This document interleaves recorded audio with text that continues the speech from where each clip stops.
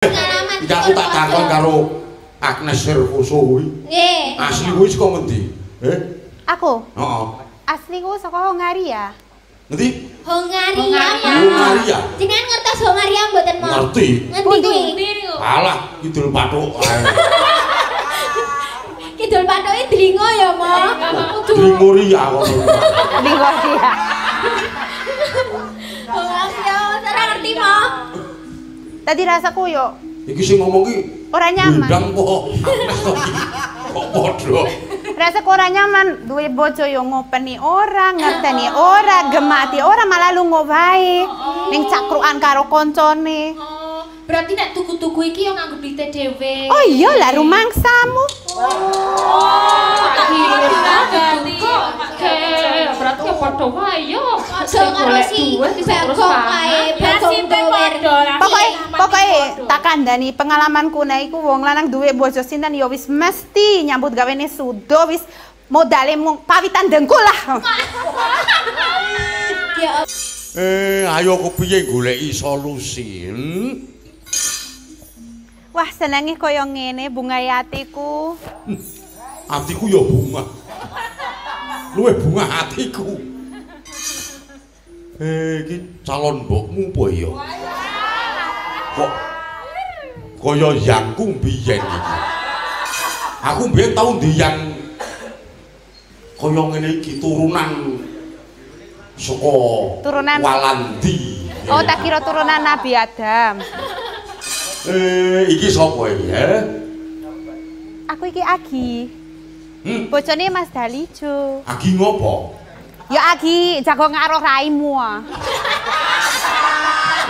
Direk-rekke. Apa yangku biyen po ya kok wani ngrek-rekke aku.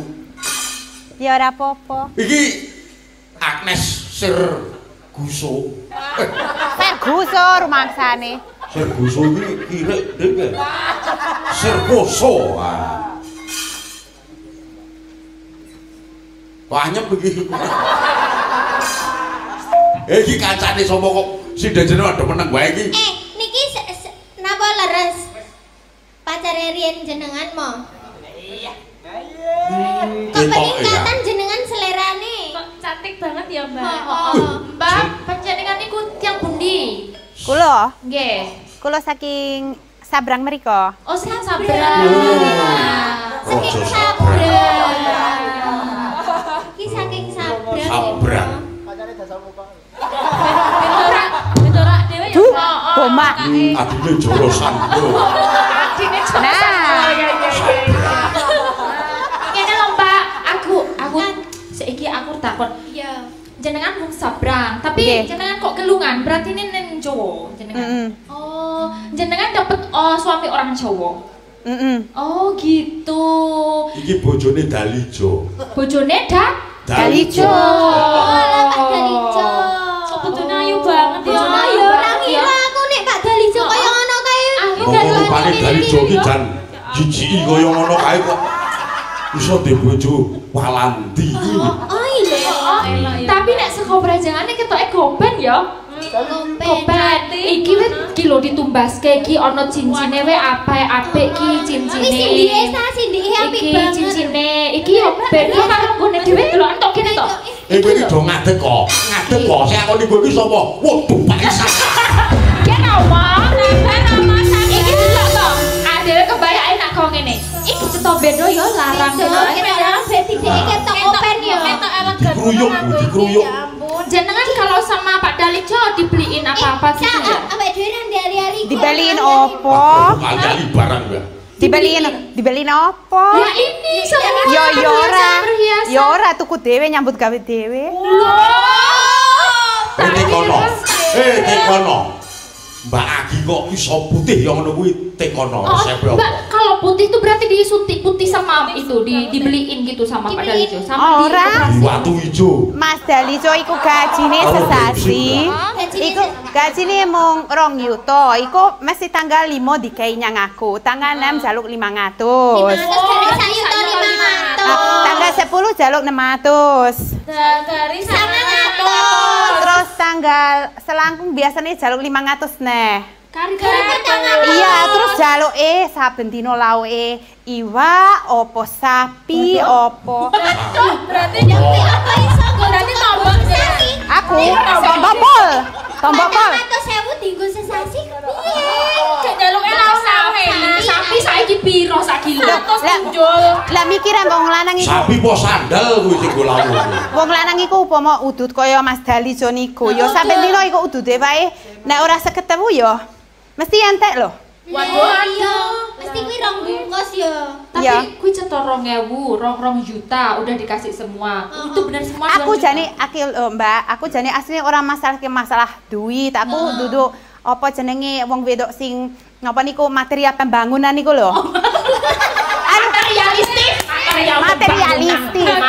Materialistis. Mong karepku nek iku nek rumah tangga iku landasane saling mencintai, saling mengerti. Upama wis janjian, aku arep lunga arisan, apa aku arep senam karo koncoku wedok ya. Yo senam karo kanca wedok. Ayo padha sama dhewe. Ya mesti aku lagi Ogah kancamu lanang. Oh, jenengan senam karo wong wedok? Hah? Senam karo wong wedok? Wah iya. Ya pinter. Nek senam karo wong wedok romo Aku lagi metu omah, wis telepon. Kowe ning endi? Kok ora ngumbah-umbah? Terus, kok aku tak arisan sih. Mengko aku wis lagi arisan, lagi jagongan karo kanca-kancaku lagi seneng atiku iso metu saka omah kaya ngene. Lagi refreshing. Guyu kok merengut. Lagi ceritane. Lagi asik cerita karo kancane iki. Iki lagi ngudoroso. Dicitani kok dicueke iki piye to? Ya iki kan karo dengerin. Aku iki lagi ngudoroso. Terus telepon neh. Kok aku ora dimasake ngono lho. Ora dimasake. Kok sih mengko tak gowo mulih panganan apa pesen sing ngoten. Pokoke aku nek metu saka omah mesti digoleki aku ora itu sak jam 2 jam ning jopo ben seneng atiku ben refreshing. Jenenge wong wedok ya butuh ngono. Jenenge me time iki penting. Tapi nek wong lanang upama lunga. Lungane. Pamitan ya ora. Terus ning kono sedino sewengi ngopo ya hayo? Lah kuwi ora bali to, ora ngabari to. Ora mungkin nek mung kumpul karo kancane. Mosok kumpul karo wong lanang rupane ngono-ngono ora adus 3 dino kabeh. Mosok kerasan? Jenengan telepon mboten.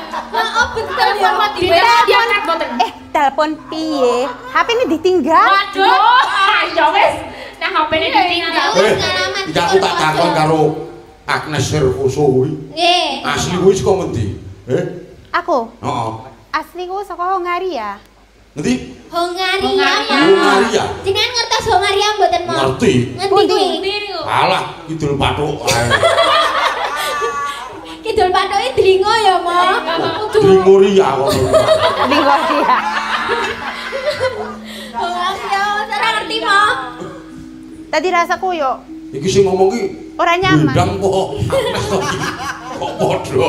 Rasaku ora nyaman, duwe bojo yo ngopeni ora, ngerteni ora, gemati ora malah lunga wae. Ning cakrukan karo koncone. Berarti nek tuku-tuku iki yo nganggo duite dhewe. Oh iya lah rumangsamu. Berarti ya padha wae yo. Aja karo si Bagong kae, Bagong Dower. Pokoke tak kandhani pengalamanku nek iku wong lanang duwe bojo sinten ya wis mesti nyambut gawene sudo wis modale mung pawitan dengkul lah. Ya Allah. Pripun romo nek ngaten iki? Sami berarti nek tak kira ya iki wis ketok mentereng ngene iki tak kira ya bojone nyerang. Tak kira ya bojone iki ya sami mawon ora nek bedane. Berarti mboten sauden lho Romo Semar. Berarti ku padha wae, Mo. Kodrakmu kudu kaya ngono, ha? Oh, yang mboten kok. Yo karepe ya padha-padha, Mo. Ora entuk ngono kuwi memberatkan istri. Carane nek pesawat ki ya kiwa tengen padha sayape. Upama dadi kanca wingking tapi sembodo lah. Upama apa-apa ditukokne skincare terjamin. Terus dijak jalan-jalan yang NTB opo nyanyi. Jalan-jalan aku dijak ning NTB ora lunga dhewe. Masa plesir. Tapi ya ora, nyatane rekoso nyambut damel goleki duit nggo keperluan keluarga, malah ditinggal lunga dolan to. Nah, niku. Aku ora krungu omongan apa, Cek? Kalau ini bakal kayak gini, bakal kayak gini. Pokoknya suaranya kok yang ngono kuwi. Piye sih jenengan iki jarine ajeng mirengke niki, sik Udarasani lho. Anu paling mantu-mantune. Oh, Sudaru. Oh, iya, bodhek iki ya ramane wis tuwa. Kowe tau nyok ditukake sapu tangan karo bojomu lho. Kula. Heeh. Sampun ate riyen pas sih masane boncengan ngoten. Iki ono lagune sapu. Berarti ne yo nggo ngeling-eling ben ora terlalu mangkel karo bojone. Oh ngoten. Jenengan nggih nganu ya, Mbak. Nggih. Karo gula Leloro. Direndam dulu ya. Karo ngeling-eling sik apik-apik biyen. Yo. Berarti nembang sapu Jupuk tangan. lawan. Kental. Dalijo. Wis seneng dolan dhewe ngatur-ngatur wedok. Iki ono lagu sapu tangan. Kita sampe dengerin ini Pak Andi. Sopo yang nyanyi iki? Bagi dong. Oh, iya. Yo.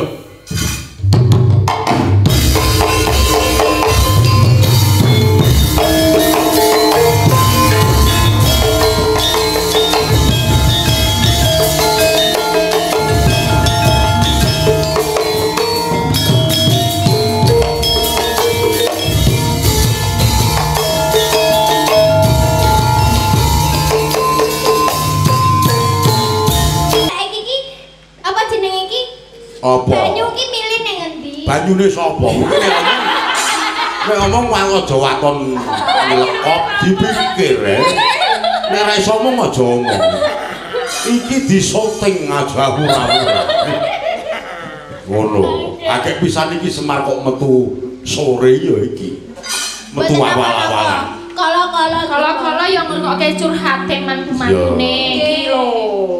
Aku nek ora mergo anak-anakku do beling-beling ngono. Bagong ya ora ngerti karo wayah. Petruk semono uga gareng padha wae. Nah, terus kudu pripun? Mangkel lho rasane atine niku. nggih lho. Ning kebutuhan ekonomi Wah, apa meneh saya parah. Kene iki ngurus omah.